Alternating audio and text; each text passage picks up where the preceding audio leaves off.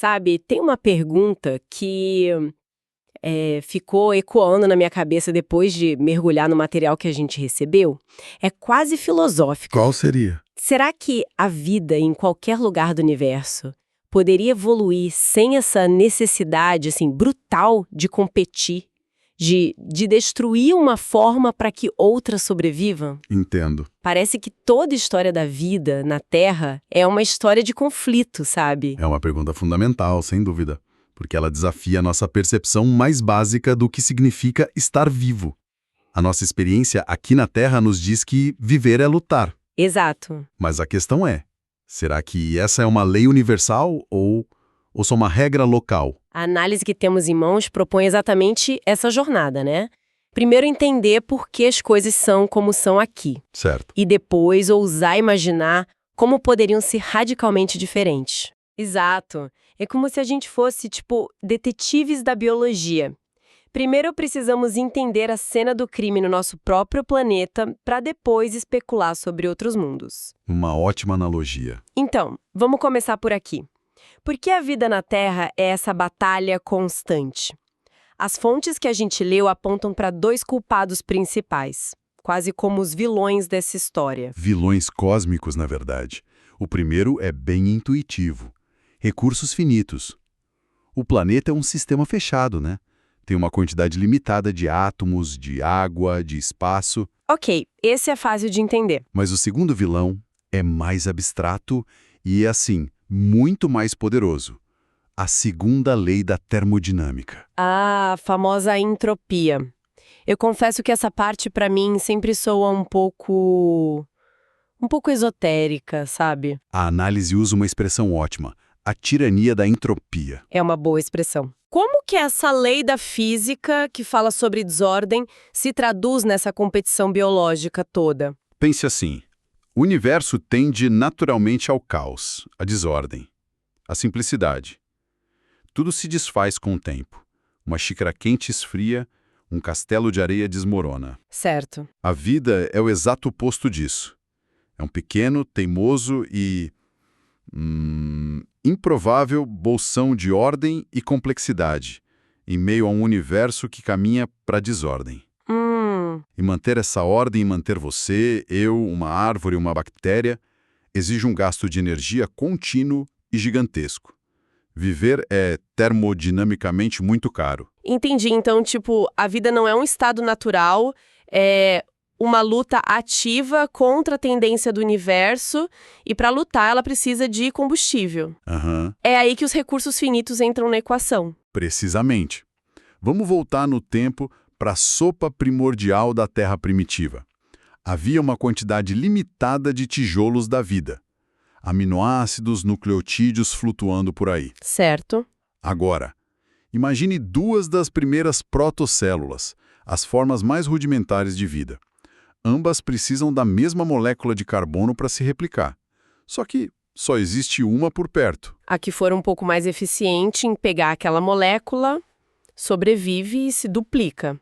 A outra, que era um pouco mais lenta, fica sem combustível e, eventualmente, se desfaz. Exato. Ela volta a ser parte da desordem do ambiente. A competição não foi uma escolha, foi uma consequência matemática da escassez. Exatamente, foi uma consequência da física. Mas a evolução não parou por aí, né? Essa competição inicial era, digamos, passiva. O passo seguinte, que realmente definiu a natureza da vida na Terra, foi uma escalada. E que passo foi esse? Porque, para mim, existe um abismo entre competir por uma molécula e, caçar ativamente outro ser vivo. Como que as fontes explicam esse salto? É uma ótima pergunta porque o salto não foi instantâneo. A lógica é puramente energética. Pense no custo. Construir suas próprias proteínas do zero, usando a luz do sol ou reações químicas, é um processo lento e energeticamente caro. Muito trabalho. Muito. Em algum momento, uma mutação permitiu que um organismo simplesmente absorvesse outro e roubasse seus componentes já prontos. Foi um atalho metabólico revolucionário. A invenção do roubo, ou, em termos biológicos, a invenção da predação. Exato. E a partir daí, tudo mudou. Nasceu a corrida armamentista. Sim, um organismo desenvolve uma forma de se mover mais rápido para comer o outro. O outro, por sua vez, é pressionado a desenvolver uma carapaça, ou um veneno, ou a capacidade de se camuflar. Certo. Essa pressão seletiva constante, essa dinâmica predador-presa, se tornou o grande motor da complexidade. Olhos, cérebros, garras, asas. Muitas das maravilhas da biologia são, na essência, armas ou escudos forjados nesse conflito eterno. Ok, então o cenário terrestre está claro. A vida na Terra é uma consequência da física da escassez e da lógica energética da predação. É uma história de guerra. Basicamente, sim. Mas confesso que a parte que mais me fascinou nas fontes foi quando elas tentaram quebrar essas regras. Como seria um universo onde a vida não precisasse lutar? A primeira ideia parece saída de um conto de fadas. É a hipótese da superabundância energética. Vamos chamá-la de Jardim do Éden termodinâmico. Imagine um planeta banhado por uma fonte de energia quase infinita e onde os blocos de construção da vida se reabastecem constantemente. Então não há escassez de nada, nunca. Nunca. Nesse cenário, a competição simplesmente não faria sentido. Se cada organismo pode ter tudo o que precisa sem esforço, qual seria a vantagem de atacar outro? A seleção natural provavelmente favoreceria só a eficiência metabólica interna ou talvez a longevidade. Exato. Seria uma evolução pacífica voltada para dentro. Mas parece bom demais para ser verdade. Qual é a pegadinha? A física sempre tem uma pegadinha. A pegadinha é o crescimento exponencial. Uma das características mais básicas da vida é se replicar. Mesmo nesse paraíso, uma população de organismos se multiplicaria geometricamente, até que, inevitavelmente, o consumo ultrapassaria a capacidade de reabastecimento do ambiente. Ah, claro. A escassez, e com ela a competição, voltaria com força total. Para esse cenário funcionar, a vida teria que ter algum tipo de controle populacional inato ou se replicar de forma extremamente lenta. Certo. Então, o paraíso da abundância infinita esbarra na matemática básica. Mas e se o problema não for a quantidade de recursos, mas a forma como a vida os consome? A análise explora uma segunda ideia fascinante. E se todo mundo, como as plantas, produzisse a própria comida? A hipótese da autotrofia universal. Se todos os seres vivos fossem autótrofos, a predação como a conhecemos simplesmente não existiria. Ninguém precisaria comer ninguém. Certo, mas... Mas, como a gente vê nas florestas da Terra, as plantas ainda competem brutalmente por luz, água e espaço. Então o cenário precisa de uma regra adicional. Que seria dos nichos segregados, certo? A ideia é que cada espécie evoluiria para usar uma fonte de energia ou nutriente completamente diferente. Isso. Uma espécie usaria a luz do espectro azul e consumiria nitratos do solo, enquanto a espécie vizinha usaria a luz do espectro vermelho e consumiria sulfatos. Elas poderiam viver lado a lado em perfeita harmonia. Exato. Porque não estariam disputando o mesmo prato de comida. Seria uma ecologia de coexistência, não de competição. O problema é que a evolução é oportunista. Ainda haveria competição por recursos universais como espaço físico ou água. Entendi. E, mais importante, a evolução abomina o vácuo. Se uma espécie fosse extinta, o nicho de recursos que ela usava ficaria vago. Imediatamente haveria uma pressão seletiva imensa para que uma mutação em outra espécie permitisse que ela aproveitasse aqueles recursos extras. E a competição voltaria. Reintroduzindo a competição direta. A parceria instável, sabe? Sempre à beira de ser quebrada pela primeira mutação mais ambiciosa. Isso me leva à terceira hipótese, que talvez seja a mais estranha e a mais intrigante para mim. Ela subverte completamente a ideia de indivíduo. Ah, sim. A hipótese da simbiose radical. Ela se baseia em um processo real e fundamental na nossa própria história, a simbiose-gênese. A bióloga Lynn Margulis demonstrou que alguns dos maiores saltos evolutivos, como a origem das nossas células com mitocôndrias. Exato, não vieram da competição, mas da cooperação.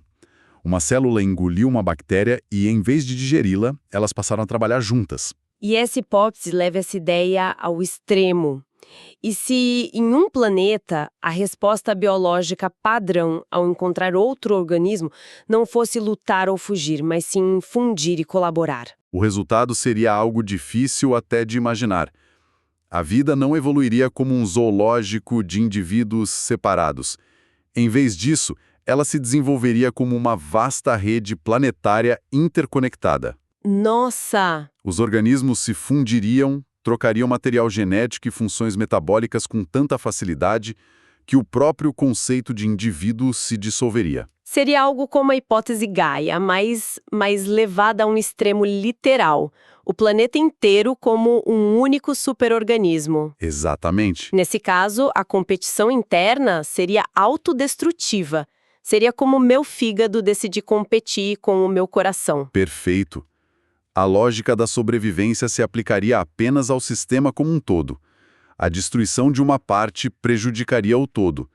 Então a cooperação não seria uma escolha, seria a única estratégia viável. Uau! Mas todas essas ideias ainda operam dentro da química do carbono. A última hipótese que as fontes exploram joga tudo isso pela janela. A das formas de vida não biológicas. É aqui que a gente entra de cabeça na física especulativa, certo? Com certeza.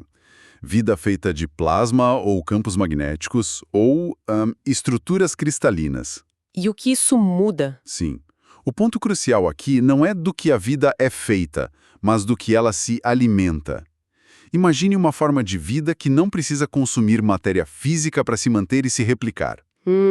Imagine seres que se alimentam diretamente de gradientes de energia pura, como radiação cósmica, campos magnéticos estelares ou diferenças gravitacionais. Coisas que são onipresentes no universo e que não precisam ser roubadas de outro ser. O alimento deles seria o próprio tecido do espaço-tempo. Exato. Nesse caso, a lógica da competição por recursos materiais, que é a base de toda a biologia terrestre, simplesmente desaparece. O jogo é outro. Não haveria uma sopa primordial para disputar? Nenhuma. A existência de um ser não implicaria na escassez para outro. Seria talvez a única forma de garantir uma paz verdadeiramente duradoura. Uau! Ok, então viajamos por esses 4 mundos fantásticos. Um de abundância infinita, um de plantas que não competem, um planeta organismo e um de seres de pura energia. É uma viagem e tanto. Parece que é teoricamente possível, então, que a vida evolua em paz. Mas, ao final da análise, as fontes nos dão um soco no estômago com uma conclusão. Paradoxal. Sim, é o que a análise chama de paradoxo da complexidade.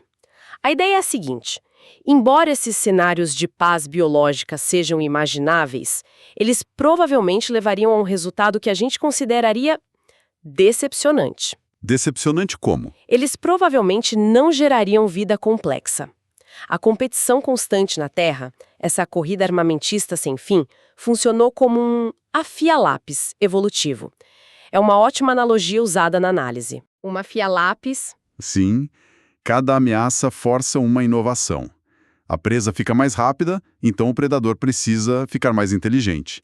A presa desenvolve camuflagem, então o predador precisa desenvolver uma visão mais aguçada. Certo. Essa escalada de pressão e resposta é o que forçou o desenvolvimento de olhos, cérebros, sistemas nervosos e toda a incrível biodiversidade que a gente vê. Em um mundo de paz absoluta, onde não há ameaças, não haveria essa pressão para inovar. A vida poderia existir por bilhões de anos, mas talvez nunca passasse do estágio de uma simples sopa de micróbios. Exatamente. Puxa, uma ideia perturbadora.